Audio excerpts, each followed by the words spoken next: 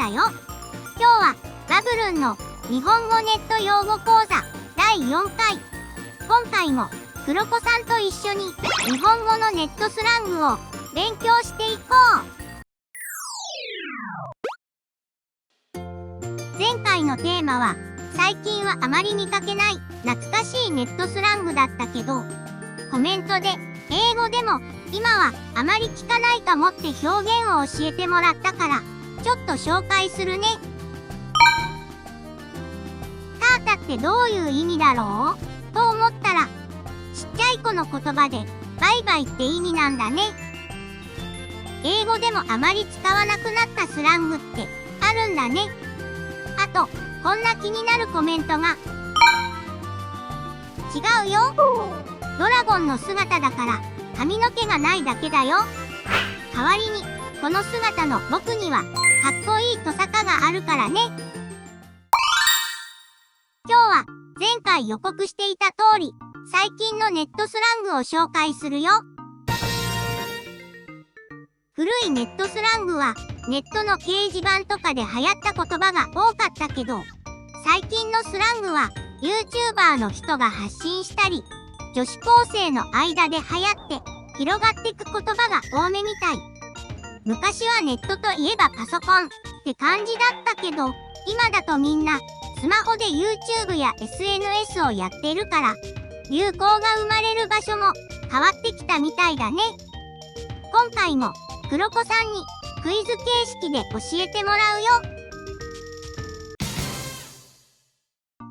これ知ってる？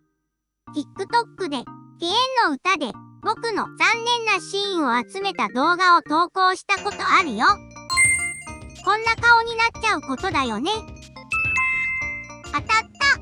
どうやってピエンって言葉が生まれたのかははっきりしてないみたいだけど、日本語だと泣いてる様子を表す擬態語っていうやつが昔からいろいろあるよね。えんとかうわーんとかビエーンとか。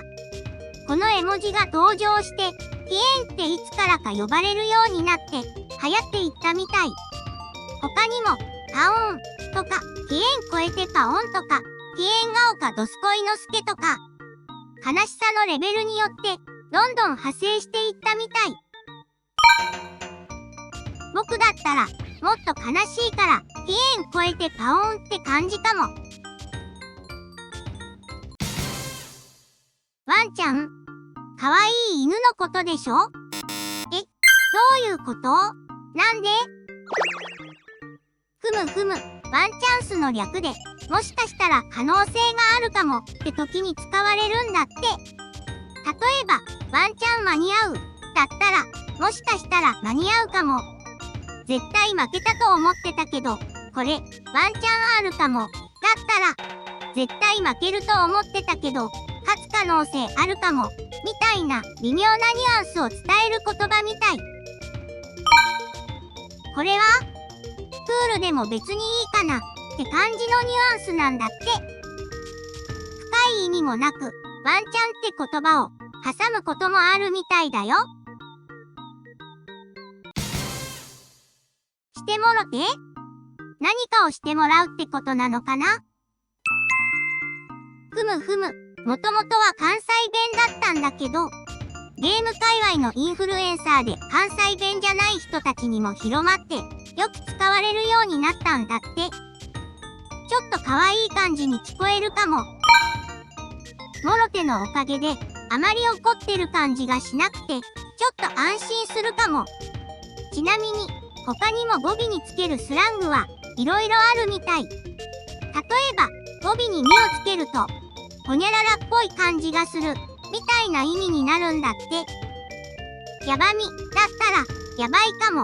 わかりみだったらわかるかもみたいな感じだね。これは行きたいかも。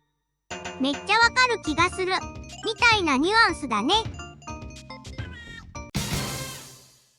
みってことはさっき出てきたようなほにゃららっぽい感じがするってことかな？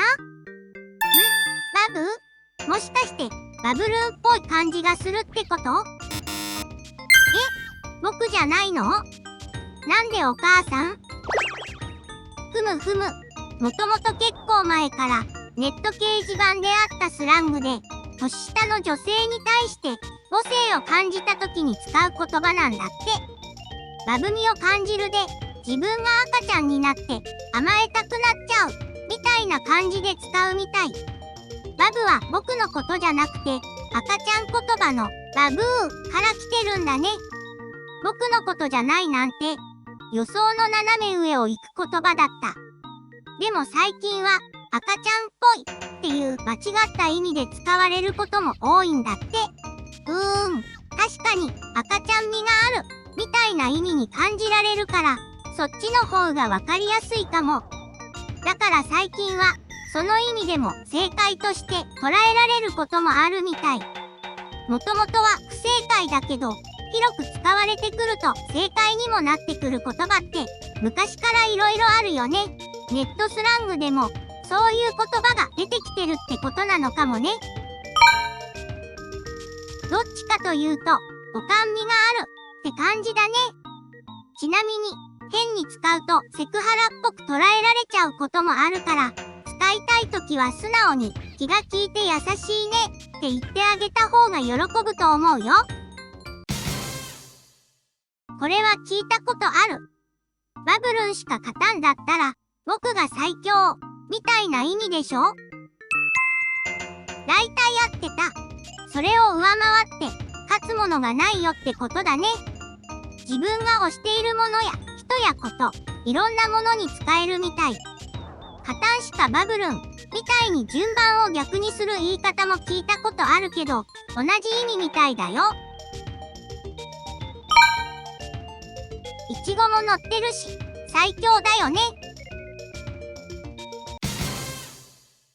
はにゃ？どういうこと？花？お花のことかな？なるほど。まさに今の僕の状況だったんだね。お笑い芸人さんのネタで使われてて流行ったんだって。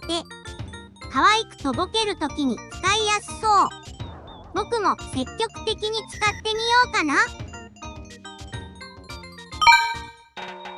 勝手に食べちゃったなんて言えない。一文字？何のまだろう？はにゃ？マジ？を略した言葉なのか？マジ？だけでも2文字で十分短いのに、さらに短くなっちゃったんだね。これ、絶対怒ってるって。やりらふぃー？はにゃ？バーン。突っ込まれた。どうしてそんな意味になるの？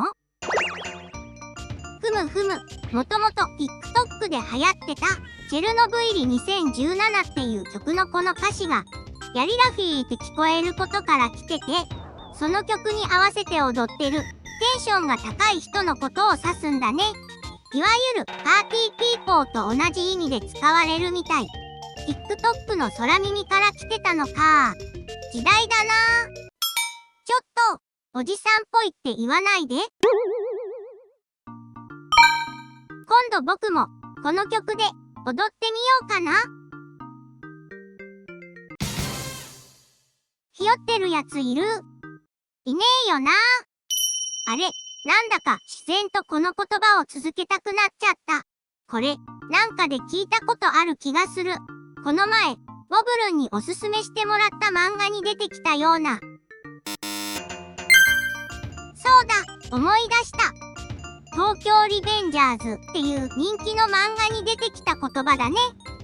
元の漫画のセリフの流れ的に、そのままの意味で、怖がってるやついる？って聞くんじゃなくて、そんな人はいないよねって前提で使われることも多いみたいだよ。